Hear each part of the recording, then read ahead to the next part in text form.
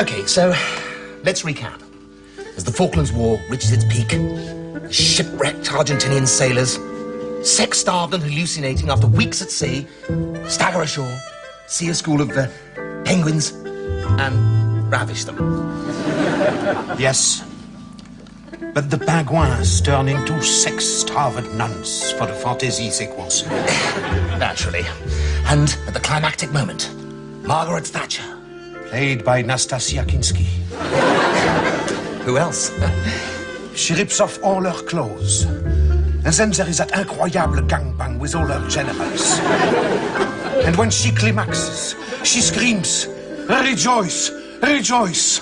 We've recaptured the Falklands." Falklands, it's the Falklands. Isn't that what I said? Yeah, but look, it's not a problem, Claude, it's not a problem. Now, if you're sure that you can shoot all of this on the Channel Islands for a budget of £10,000... Oh, I know the island of Sacril well, no problem. No, it's Sark. Sark, Claude. That is what I said, no? Well, look, it's all academic anyway, because it's a deal. And you're absolutely sure I can't dissuade you on the title? But please, Monsieur Bestard. I'm a creative artist. I was the director of Un homme et une femme et 5 yak. Okay. Argy-orgy it is. Sarah said you wanted to see. Oh, good, yes, Piers, I did. Oh, by the way, Piers, do you know Claude Chagall, France's filthiest cineast? No. Good, keep it that way. Cheerio, Claude. Enjoy the movie. Right, I'm here now. What do you want? My. You're in a tetchy little mood, aren't you? What's the matter with you? Still not found your Winnie the Pooh thermos? No. Well, try and look on the bright side, Piers. There are people in England who've lost their jobs, their homes, their will to live. I think a thermos jug sort of pales into insignificance, really, doesn't it? It's a present from Father Christmas. Anyway, fat lot you care about people in England.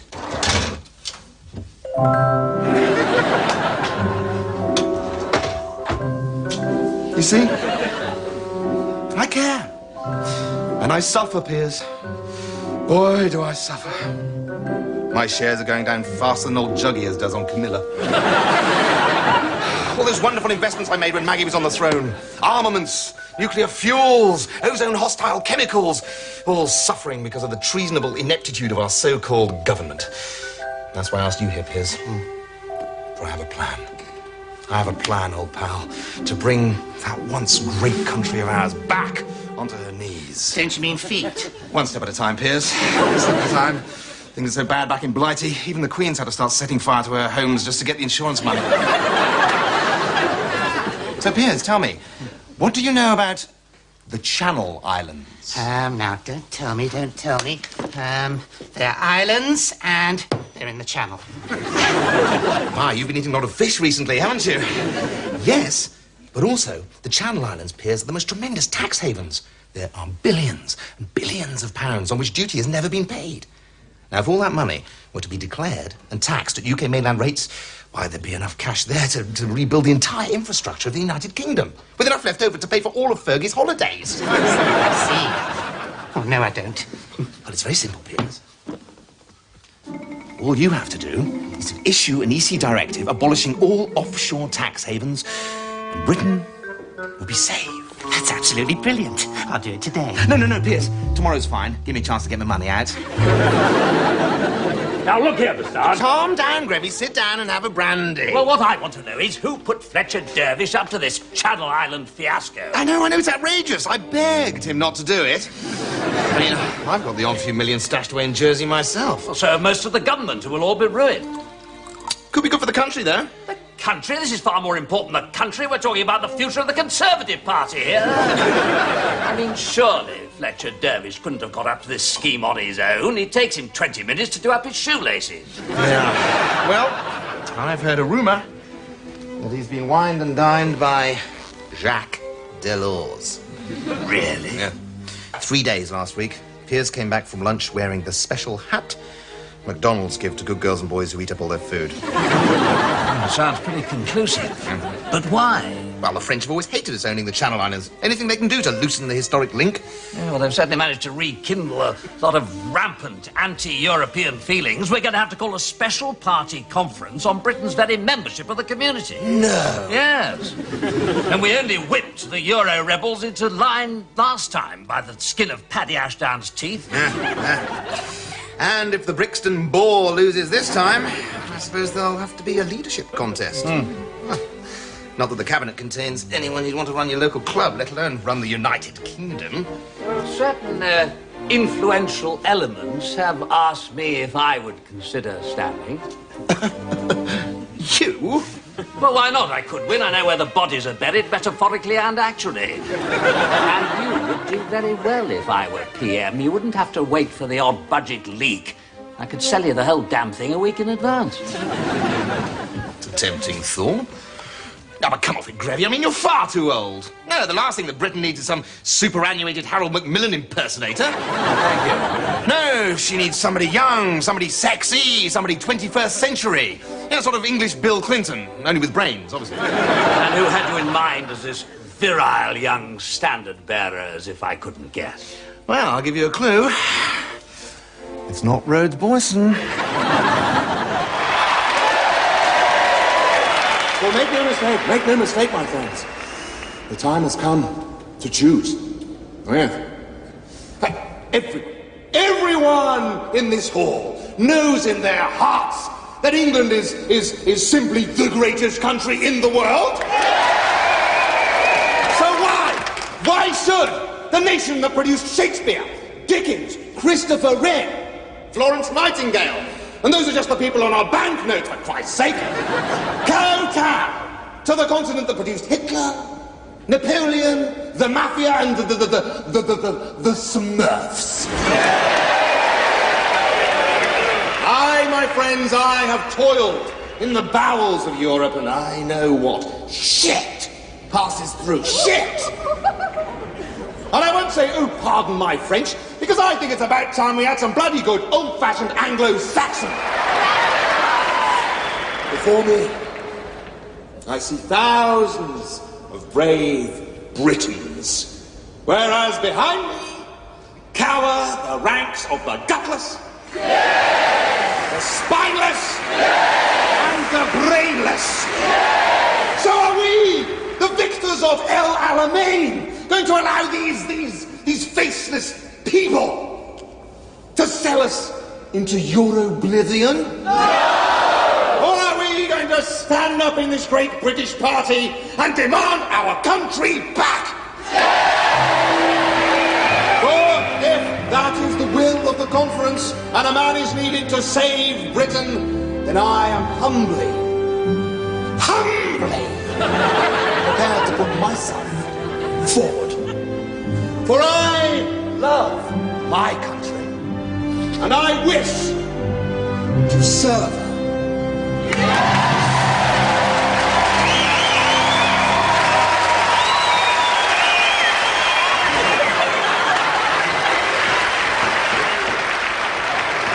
Good evening. John Major finally resigned this afternoon, 2 days after a special party conference decisively voted to leave the common market. It now seems certain that two separate Conservative parties will contest next month's general election. Earlier today in Brussels, John Robson, our political affairs editor, spoke to Alan Bastard, whose electrifying speech proved to be the last nail in the Prime Minister's political coffin. Alan Bastard, you've been strongly tipped to become the leader of the anti-European Tories in the election campaign, even though you have no government experience. Now, come along, John. Government experience merely means experience of compromise and failure. And I think Britain has had quite enough of that. So, do you intend to stand for a seat at Westminster? Well, I don't think it's entirely necessary, John. After all, the Ayatollah Khomeini never held formal office, yet everyone knew who was boss. Ask Salman Rushdie. Got his address right here. It's 78. Alan, I don't think you should read that out. Oh, right.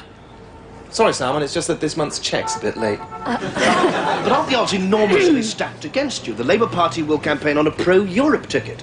Won't John Smith and the Tory pro-Europeans together have a huge majority? And it's a good point, John. And well put, if I may say so.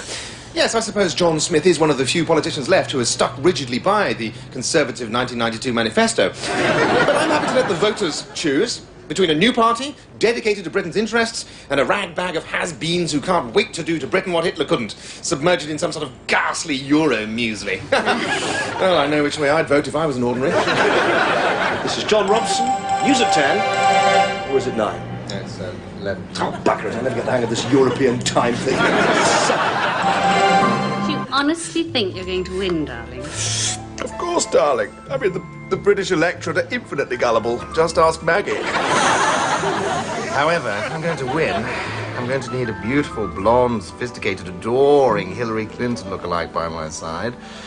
But I'm going skiing. As Charles always says, it's just not Gestard without Sarah Bastard. But don't worry, darling. I'll make it worth your while. After all, I'll be the first Lord of the Treasury. I'll have the keys to the Royal Mint, and it'll be the mint with a hole by the time we've finished with it. All right. But I'm not going to live in that horrid little terrace miles away from any decent shops. By horrid little terrace, I take it you mean number 10 Downing Street. Yeah. I mean, it's fine for dull little plebs like Norma Major, but I'm used to stately homes. Well, all right. Look, darling, we can just knock through to number 11.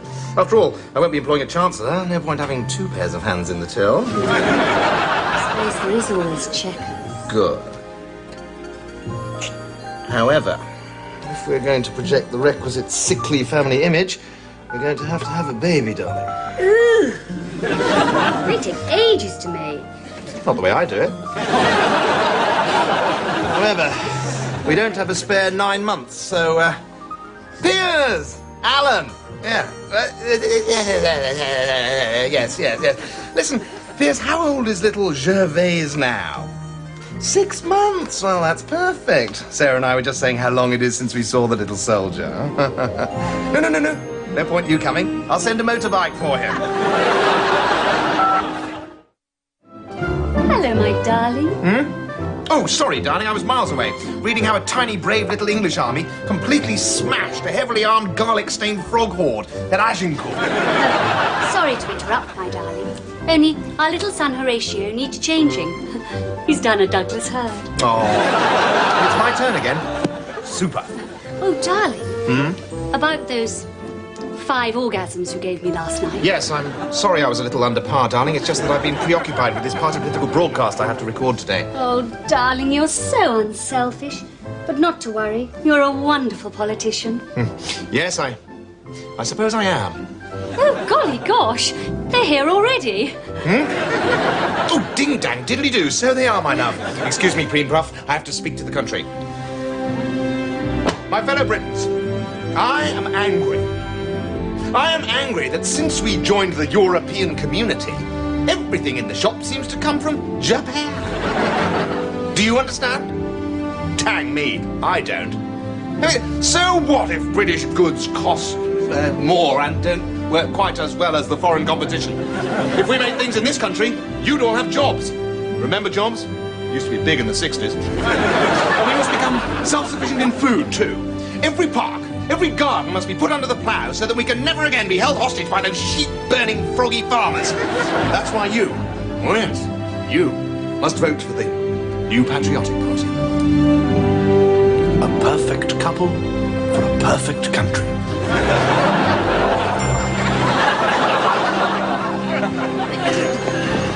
Sir Greville, you've just been talking to the Prime Minister. Yes, he lives here, you know. Tell me, is he alarmed at the huge success of Alan Bastard's election broadcast? No, not really. We neither of us believe that the British electorate will ultimately vote for a man known to be having a sadomasochistic relationship with Commissioner Fletcher Dervish. Well, it's back to you, Frank, in the studio. New Patriotic Party HQ, First Lady in Waiting speaking. Certainly, I'll see if I can get him. Alan? Now, Clinton. Clinton! Hillary! No, Bill. Billy boy, how are you? Oh, please, when you were running an election campaign, did I phone you up and try and score?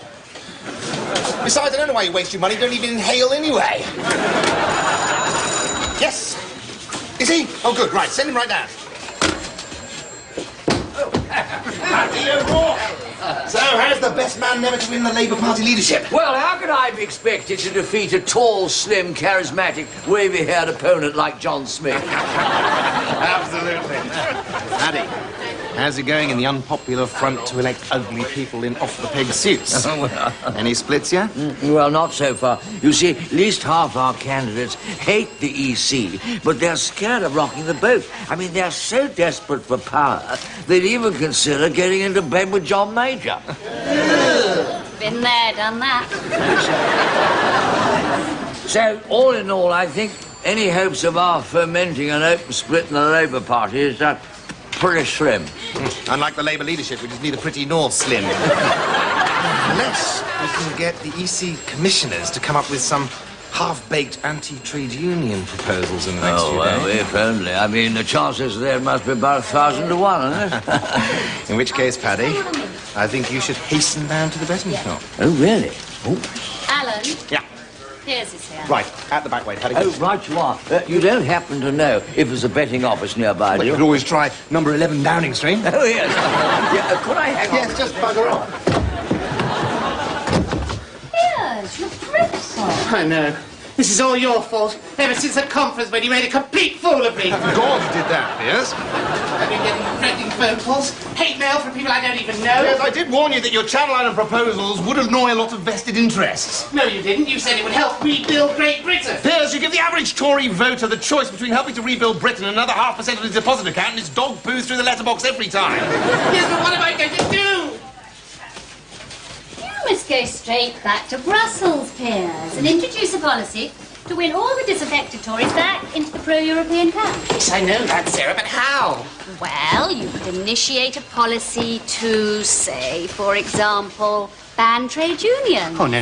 The other commissioners would never go along with that, Sarah. Well, that doesn't matter, as long as you've got plenty of publicity back in Britain. Now, as it so happens, I've jotted down a few random thoughts on the subject for you. Brilliant. Thank you, Sarah. I'll pop off and do that straight away.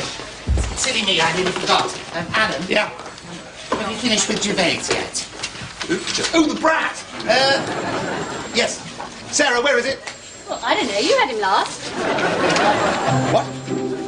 When we were down the coal mine. Oh, no, you haven't left him down a coal No, mine. wait a minute. We went down the mine shaft in that filthy cage, jammed in with all those sweaty, half-naked miners. Yeah, that was the best part. I did the photo opportunity with the brat, put the brat down, picked up the pickaxe, did the photo opportunity with the pickaxe, put the pickaxe down, and we just came back up. Alan, you idiot. Well, it doesn't matter. They can pick him up during the next shift, can't they? One of the mines earmarked for closure. We were the last people out. So we were. In fact, weren't they going to blow it up to prevent all that contaminated water seeping into the river? Oh, my God, that's terrible. Piers, I think it's rather a green thing to protect Britain's rivers. Oh, come on, for Christ's sake, it's only a baby, Piers. You can always have another. You've done it once, haven't you? You heartless, vicious swine! Oh, dear. Oh, dear. Oh, dear, oh, dear. Oh, dear, oh, dear.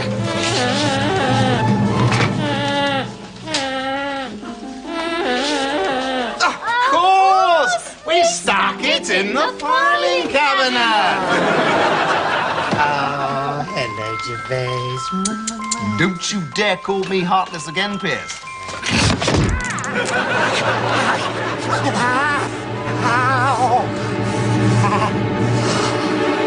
This has been the most extraordinary election campaign I've ever experienced. First, the Tory party split over Europe. Then, Commissioner Fletcher Dervish's anti-union proposals split the Labour Party as well. Last week, it seemed that Bastard's new patriotic front could win by a landslide. But Sir Greville MacDonald's revelations of Bastard's sadomasochistic relationship with Fletcher Dervish led to a backlash. Excuse me, John. We've just had unconfirmed reports that French soldiers are invading the Channel Island of Sark. John Robson, do you think this news will affect the election result? Well, of course it's going to affect it. Silly cat. Good old Claude Chagall. It's 8 a.m., and with only a handful of results to come, the Patriotic Party has won 437 seats against the Progressive Federalists' 201. Sir Greville MacDonald, you just scraped home at Devizes. What are your feelings this morning? Oh, I'm overjoyed. In fact, if I weren't sitting here, I'd probably be dancing in the fountains in Trafalgar Square. I mean, what a bloody stupid question. Come along, Grevy. No one likes a sore loser. I don't know how you did it, Bastard. Oh, what, so I arranged the invasion of Sark, did I? Well, I'm sure no one's suggesting that, but it certainly had an impact on the result. Yeah, that's good say that. Excuse me. Good Lord. We've just heard that John Major has lost Huntingdon. where he was defending a majority of over 34,000. This is unbelievable. Alan Bastard, do you have a message for your victorious candidate? Yes, John, I do. Well done, Sella. We knew you could do it, Chuck. Oui, François, oui. Alan, Yes, what? it's Mitterrand. He says he doesn't know anything about this suck business. Yeah. Mitterrand, I know you speak English, so listen to me. Either you get your filthy, onion-festooned terrorists off our Channel Islands, or I'll send in the SAS to take out Paris. Yeah. That should boost the old portfolio. Let's have a look. Yes, there we are already. Look at that. Aerospace up 73 pence. Yay! Nuclear fuels up 93 pence. Yay! And British bomb shelter technology up 300%. That's more like it. Hey, Alan! What do you want, Peter? Peter? Of course. Call yourself peers when we were at war with France, and the peace-loving English will lynch you like a traitor. It's your own good. Thank you, Alan. Oh, no harm done. Booze is intact. Oh, what a day, eh? Do you know, I never thought that by tea time I'd be Prime Minister. Yeah. No, Paddy, I'm the leader of the new patriotic party. Ah, but you've got to be in Parliament, you see. Under the British Constitution, you want to be Prime Minister, you've got to be an MP. I suppose you could be in the Lords, you know, Minister without portfolio. Oh, no. Alan's got a very good portfolio. Between you and me, I think the only reason he went to war with France was to push his shares up.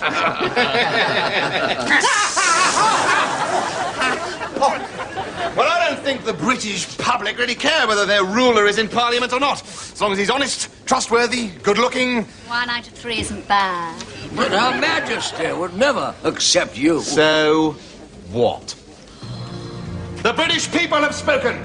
It's me that they want as their head of state. Yes! And I think that the title of Lord Protector has a certain ring to it, wouldn't you say? Lord Protector? What, you mean like Oliver Cromwell? Yes.